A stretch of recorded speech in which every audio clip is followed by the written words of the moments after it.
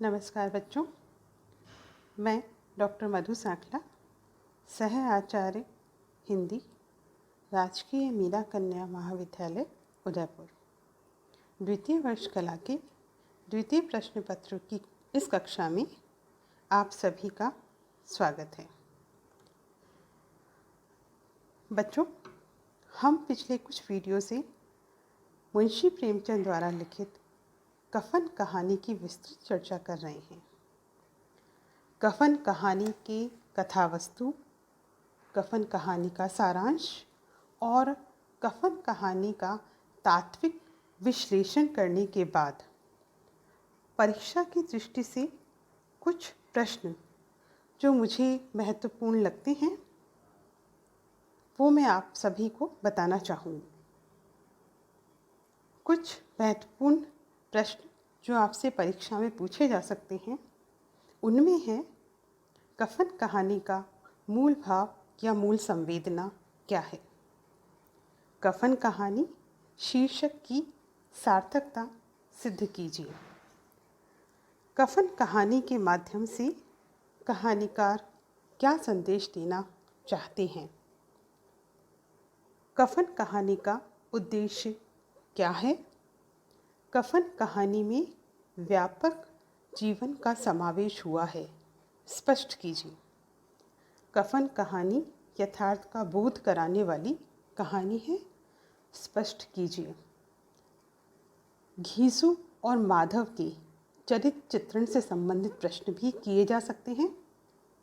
प्रेमचंद की कहानी कला की विशेषताएं भी आपसे पूछी जा सकती है और कफन कहानी की कथा वस्तु का सार अपने शब्दों में लिखिए। ये कुछ ऐसे प्रश्न हैं जो परीक्षा में सामान्यतः पूछे जाते हैं। इन सभी प्रश्नों को जब हम देखते हैं तो इन सभी प्रश्नों का उत्तर पिछले वीडियो में कफन कहानी की गई तात्विक समीक्षा के अंतर्गत हमें स्पष्ट हो जाता है। बच्चों, आप सभी इस बात का ध्यान रखिएगा कि चाहे हमसे कहानी का उद्देश्य पूछा जाए, कहानी में निहित संदेश की बात की जाए या फिर कहानी का मूल भाव पूछा जाए, इन सभी प्रश्नों का उत्तर लगभग एक जैसा ही होता है। हमें कहानी की मूल संवेदना, कहानीकार के मंतव्य को ही अपने शब्दों में बताना होता है। हमें यह बताना है कि यह कहानी मात्र घीसू और माधव की कहानी नहीं है, अपितु यह समाज में दिन रात मेहनत करने वालों की भी स्थिति को स्पष्ट करती है। रात दिन मेहनत करने वालों की स्थिति भी घीसू और माधव से बहुत अच्छी हालत में नहीं थी। ये प्रेमचंद ने हमें इस कहानी में बताया है। स्पष्ट है कि उन्हें उनकी मेहनत का उचित फल नहीं मिलता। किसानों की दुर्बलताओं का लाभ उठाना जानने वालों की हालत अच्छी थी, वे संपन्न थे। घीसू और माधव नहीं चाहते थे कि कुछ लोग उनकी मेहनत का अनाधिकृत रूप से नाजायज़ तरीके से मनमाने ढंग से लाभ उठाएं।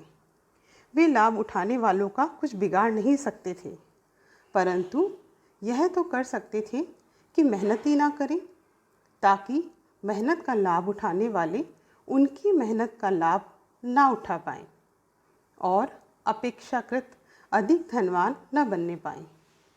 जो भी हो, घीसू और माधव गरीब थे।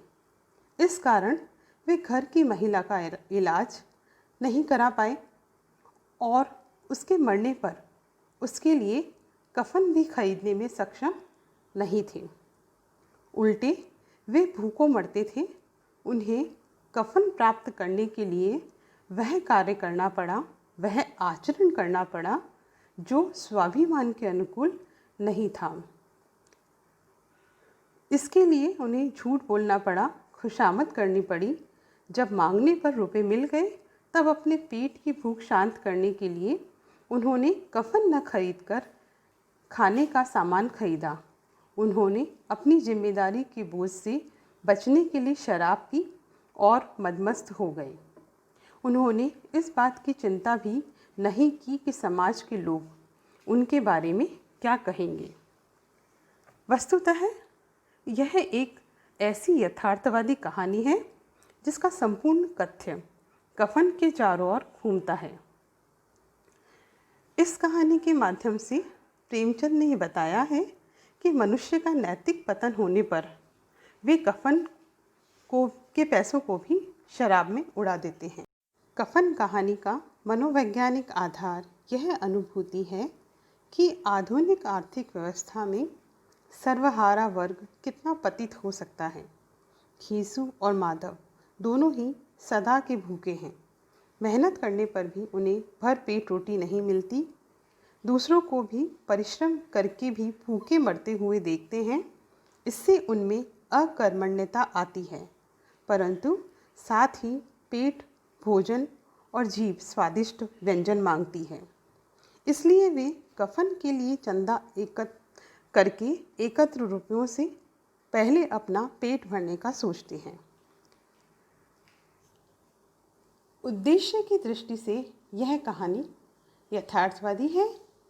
आर्थिक विषमता वाले जिस समाज में एक और धनी मानी और बड़े लोग दुनिया के संपूर्ण आनंद का उपभोग करते हैं, वहीं दूसरी तरफ निर्धन मजदूर और किसान रात दिन कठिन परिश्रम करके भी 2 जून की रोटी का जुगाड़ नहीं कर पाते। घीसू और माधव के चरित्र के माध्यम से प्रेमचंद ने इस वर्गभेद की खाई को दिखाने का प्रयत्न किया है। लेखक ने यहाँ किसानों मजदूरों में चेतना जगाने का प्रयास भी किया है।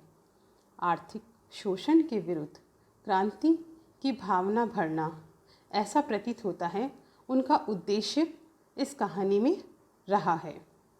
गरीब व्यक्ति को किस स्तर तक संवेदन शून्य और जड़ गरीबी बना सकती है, यह अभिव्यक्त करने का प्रयत्न प्रेमचंद ने किया है। घीसू और माधव इसके ज्वलंत उदाहरण हैं। किसी भी सभ्य समाज को आर्थिक स्थिति की ऐसी विषमता चिंतनशील प्राणी को सोचने पर अवश्य बाध्य करेगी, और यही एक प्रश्न इस कहानी को पढ़ने के बाद हम सभी के मस्तिष्क में हमेशा कौंधता रहता है। धन्यवाद।